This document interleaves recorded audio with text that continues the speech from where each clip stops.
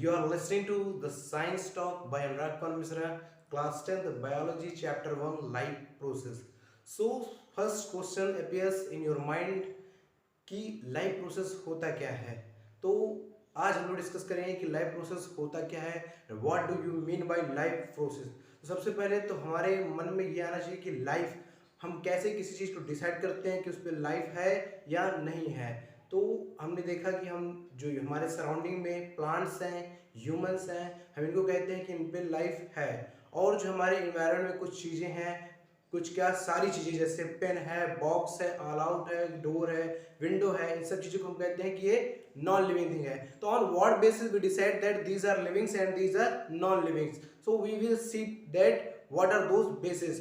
तो mainly there is the most important base on which we decide that this is living or non living, that is the movement of an object।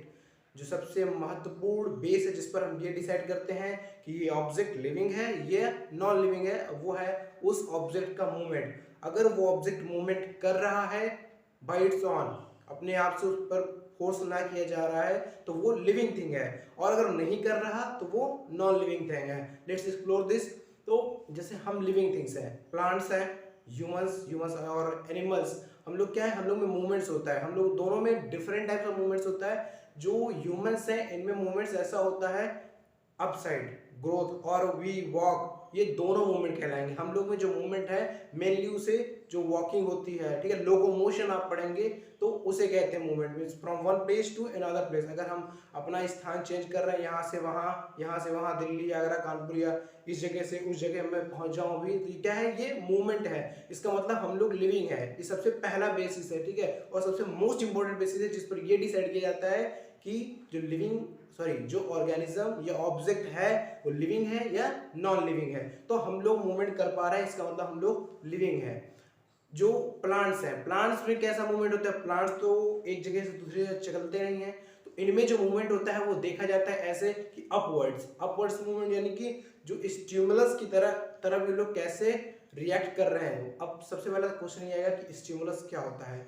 Any changes in the surrounding और your environment, ठीक है, any changes in your surrounding और environment. कैसे, जैसे अभी कोई mosquito है और उसने यहाँ पर बाइट किया, तो क्या चेंज हुआ, मॉस्किटो पहले वहां पर था, वो आया मेरे हाथ में बैठा और उसने काट लिया, तो सराउंडिंग में चेंज हुआ और उसको आप रिस्पॉन्स करेंगे। कैसे रिस्पॉन्स करेंगे, ऐसे, यानी कि उसको हटाने के लिए आप ऐसे करेंगे या ऐसे करेंगे, कुछ भी कोई ना कोई आप रिएक्शन देंगे। Any changes in the environment to which organism response is known as stimulus।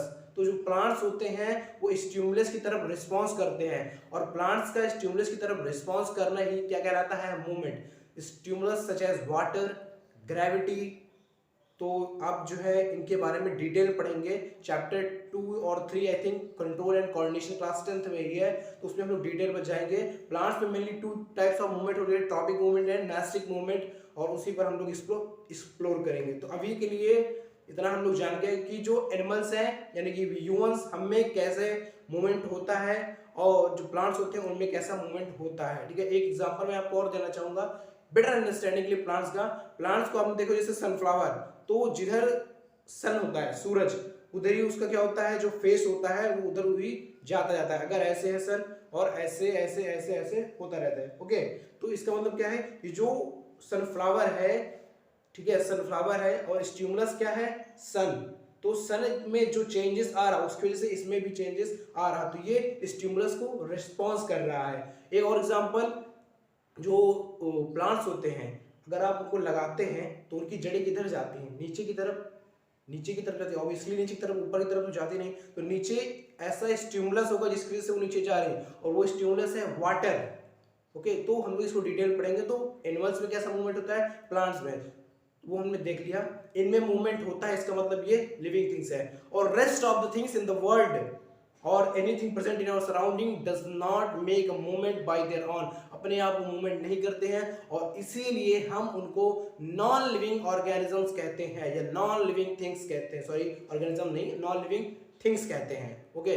तो अब क्या मूवमेंट ही केवल एक ऐसा क्राइटेरिया जिस पर हम डिफाइन कर दें कि ये लिविंग है या नॉन लिविंग है। अब आप कहेंगे कि जो वाटर है वो भी तो मूवमेंट करता है, वो भी लिविंग होना चाहिए, नहीं।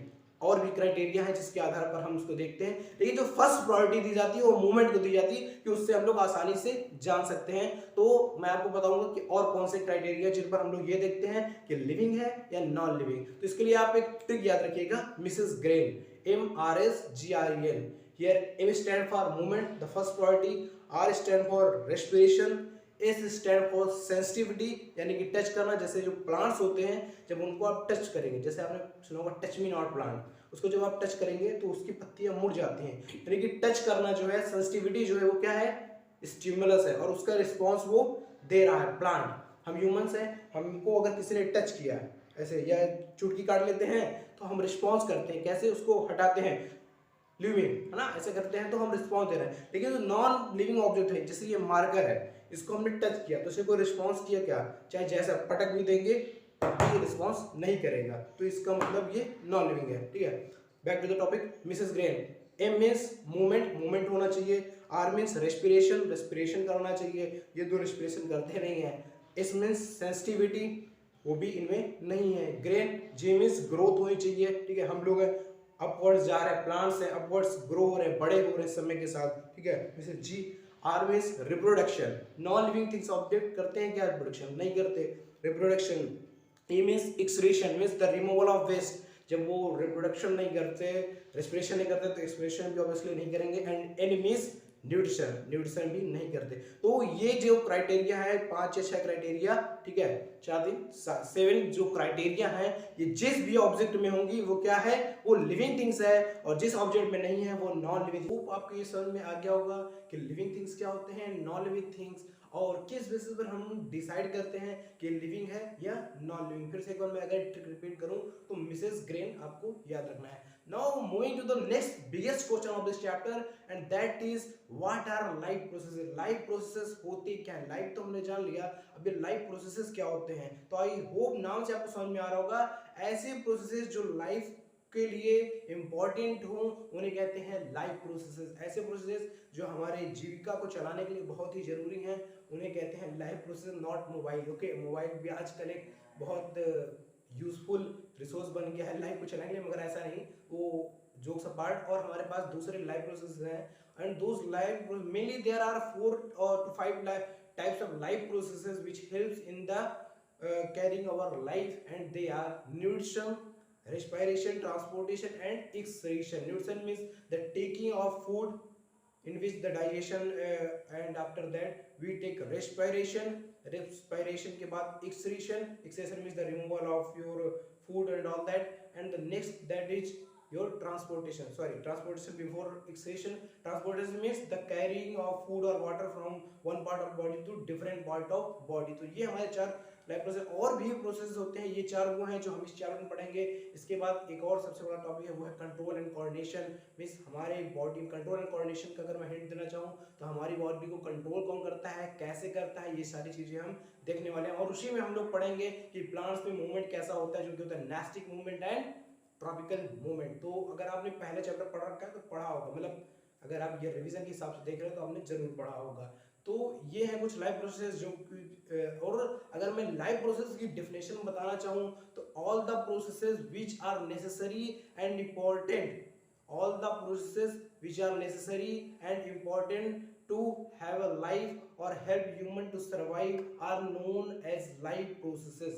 तो ये कुछ लाइफ प्रोसेसेस ये होते हैं जो हमारी मदद करते हैं। कैसे, अगर आप पूछना चाहें तो न्यूट्रिशन में क्या होता है, हम लोग खाना खाते हैं, intake of food, biting with our 4 teeth, incisor, canine, molar, premolar and all that we will go on detail। उसके बाद ये जो फूड है ये कहाँ जाता है, हमारे माउथ से जाता है स्टमक में। स्टमक में क्या प्रेजेंट होता है, ग्लैंड प्रेजेंट होता है, गैस्ट्रिक ग्लैंड जो कि गैस्ट्रिक जूस सेक्रेट करता है, फिर स्मॉल इंटेस्टाइन और फिर लार्ज इंटेस्टाइन में जाके खत्म हो जाता है। इसके बाद रेस्पिरेशन होता है, रेस्पिरेशन और ब्रीथिंग में बहुत अंतर है, इस पर हम लोग डिटेल में बात करेंगे। फिर आता है हमारा transportation of foods from one part of the body to different part of the body. Plants में भी होता है, एनिमल्स, ये चारों प्रोसेस प्लांट्स में भी एनिमल्स में भी होते हैं। एनिमल्स में हम लोग आते हैं, हम लोग एनिमल्स ही हैं।